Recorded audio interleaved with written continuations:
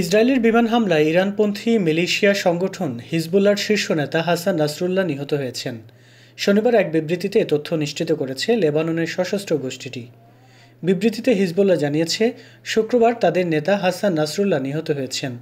৩২ বছর ধরে এই সংগঠনের নেতৃত্বে ছিলেন হাসান নাসরুল্লাহ।